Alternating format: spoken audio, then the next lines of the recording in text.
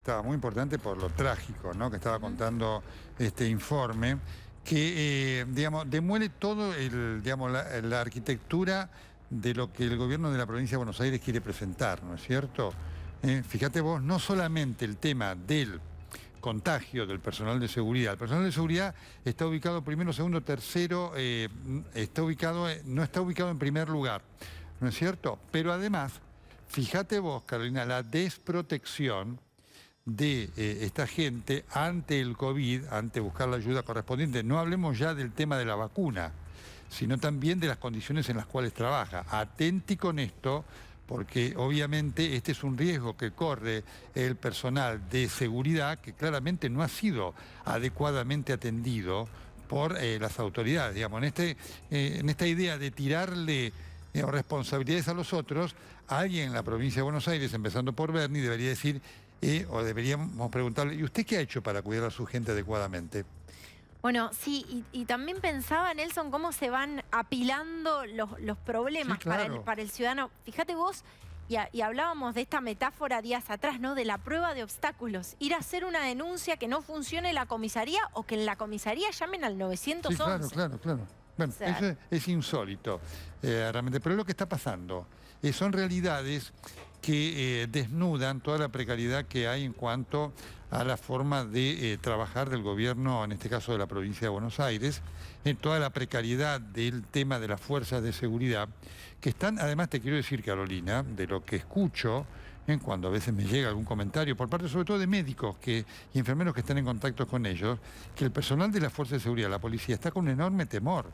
Está con un enorme temor porque obviamente están trabajando en el medio de aglomerados, ¿no es cierto?, aglomeraciones de gente, ¿sí? Están trabajando en contacto con la gente permanentemente y no tienen la protección adecuada. Muchos de los que deben hacer, por ejemplo, controles, cuando tenían que subir a los trenes y demás, lo hacían con real miedo, y algunos, y esto lo refieren, directamente no subían porque dicen, yo no voy a exponer mi vida ante, digamos, una tarea que va a ser absolutamente infructuosa y que representa para mí un riesgo, para que nos demos cuenta el nivel de desprotección con el cual está este sector trabajando, ¿no? a ver, ¿esto está en el centro de las preocupaciones de alguien en la cartera de seguridad, Nico? Digo, a nivel nacional, a nivel provincial. Bueno, recién nombraba Nelson al ministro de Seguridad bonaerense, a Sergio Berni.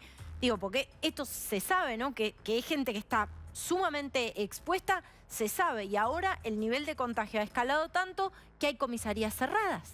Sí, obviamente lo saben y Berni lo ha dicho muchas veces, ¿no? Hasta hace, no me acuerdo cuánto tiempo, había 15.000 uniformados contagiados. Solo de la policía bonaerense. Por supuesto que sí, además son comisarías que ya de por sí eran deficientes, ¿no? Porque uno, aunque pudiera hacer la denuncia personalmente, después lo que podría pasar con eso, obviamente era... tal vez no terminaba bien. Esto está pasando mucho. Por ejemplo, también en el servicio penitenciario hay denuncias, y me consta de, por lo menos informales, de que vacunas que tendrían que ir para personal del servicio se terminan dando a presos por diferentes confusiones. A ver, podemos hacer la pregunta contraria y colectiva. ¿Quién está protegido en la Argentina? ¿Qué sector? Digo, más allá de las fuerzas... Zanini, sí. De las fuerzas de seguridad. Los enfermeros están marchando ahora... Exacto. De una forma muy conmovedora, con antorchas para recordar a sus compañeros muertos y con un cartel que dice reclamo por un trabajo y por un salario justo. Los enfermeros. O sea que si desde los enfermeros que están adentro, como bien lo sabe Nelson, de las internaciones y con las personas del COVID están marchando pidiendo medidas laborales mejores, hasta las comisarías de Moreno, el COVID ataca en todos lados, salvo en los lugares del poder donde sí están vacunados y con doble dosis. Es impresionante, ¿no? Y es esta sensación de desprotección en todos los niveles, ¿no? Que hacen que el día a día sea, y volvemos a repetir esta metáfora que dijimos hace unos días, realmente una prueba de obstáculos. Es insólita la imagen de vecinos yendo a denunciar algo a una comisaría y que en la comisaría se llame al 911. Es realmente increíble, ¿no? Nelson, cambiamos de tema. Quería pedirte una mirada sobre este informe del panel independiente que habla de que la catástrofe del COVID-19, la catástrofe ocasionada, se pudo haber evitado, ¿no? En esta magnitud. Bueno, no dicen nada nuevo. Esto ya se conocía. Mira, hubo dos elementos muy importantes para marcar. En el año 2019 hubo una reunión ahí de expertos que empezaron a analizar la posibilidad de que el coronavirus, que afectaba fundamentalmente al murciélago por su afinidad, ¿no es cierto?, con algunos receptores que se habían encontrado en las vías aéreas superiores, pudiera traspasar al hombre, ¿no es cierto?, al ser humano. Y esto ocurrió, nadie lo escuchó, pero ya había habido un año y medio antes otro panel de expertos que estaba trabajando sobre esa idea a propósito de lo que había sido ya tanto la epidemia del coronavirus a principios del siglo 2002 y después lo que había pasado con el coronavirus de Medio Oriente. Así que claramente las alertas estaban ocurriendo, existieron. Ya la OMS primero, ¿no?, como tal, y la dirigencia política mundial después desoyeron absolutamente esto, porque efectivamente esta pandemia pudo haber sido evitada si se tomaba, Carolina y Nico, en el primer momento, porque a diferencia de lo que ocurrió con la pandemia de la gripe española, en aquel momento el avión, los viajes como existían hoy, no existe, claro, obviamente. Entonces hoy, digamos, hoy vos estás acá y a las 12 horas estás en Nueva York y a las 12 horas estás en Tokio. Entonces el nivel de expansión es enorme. Pudo haberse detenido, había poco tiempo, pero ese tiempo se perdió porque nadie creyó que esto sería una realidad. Bueno, es realmente muy, muy impresionante pensarlo así, porque además las críticas apuntan, como vos decís, a la propia Organización Mundial de la Salud y también a gobiernos de países que uno pensaría, bueno, tenían muchos recursos para afrontarlo en un primer momento, ¿no? Estados Unidos, incluso países europeos.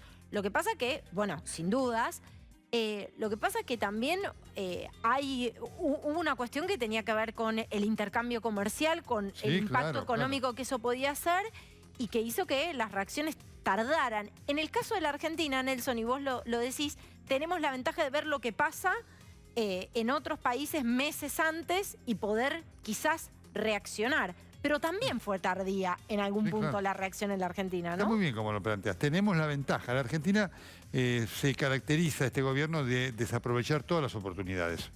¿Vos te acuerdas que hubo que tener una discusión? Porque en algún momento el exministro Ginés González García, el presidente de la República, la misma ministra hoy decía, bueno, esto no va a llegar, acá nos tenemos que ocupar de otras cosas, el dengue que nos tenemos que seguir ocupando y demás, pero esto no va a llegar nunca. Bueno, llegó y en la segunda ola tampoco se aprendió.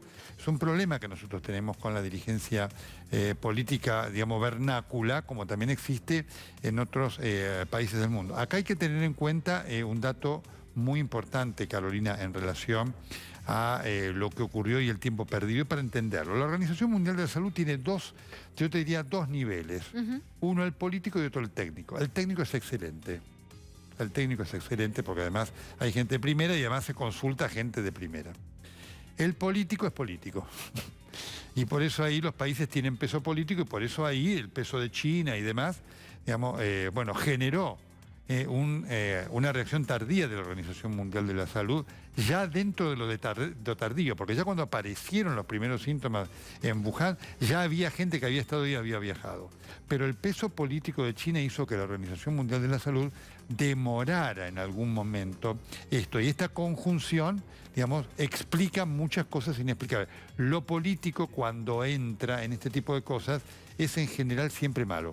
¿Cómo sería la elaboración de un plan de respuesta frente a una situación análoga en el futuro? Nelson, sé que te estoy preguntando algo complejísimo, pero por supuesto vos tenés el conocimiento para arrojar algunas reflexiones sobre esto. ¿Cómo sería ese plan de respuesta? Mira, es una gran pregunta, Carolina, porque esto hacia adelante interpela a la política. Porque esta pandemia, digamos, voy a poner un ejemplo. Algunos dicen, bueno, decían, no es como la pandemia de la gripe española, que mató. Bueno, no es como la pandemia de la gripe española, porque hoy tenemos terapia intensiva, respiradores, antivirales, vacunas y demás. Si la pandemia del 18 hubiera tenido todo esto, seguramente no hubiera tenido ese nivel. Así que, para darnos cuenta que es una pandemia gravísima, esto obliga a la dirigencia política a poner un oído sobre la ciencia. Porque la pregunta es esta que vos hacés. ¿Cuándo viene la próxima? ¿Qué hacemos para evitar una próxima? ¿Cómo trabajamos? ¿Cómo intercambiamos información? Yo todos los jueves participo en las noches de un Zoom con especialistas de Estados Unidos, que es realmente impresionante, ¿no? Es gente que es consultora de grandes especialistas chinos.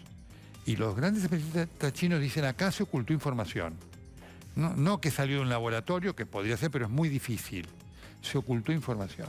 Entonces, acá hay un rol de la política clave, Carolina, porque sin la política esto no se puede prevenir. La ciencia puede darte hoy cosas enormes.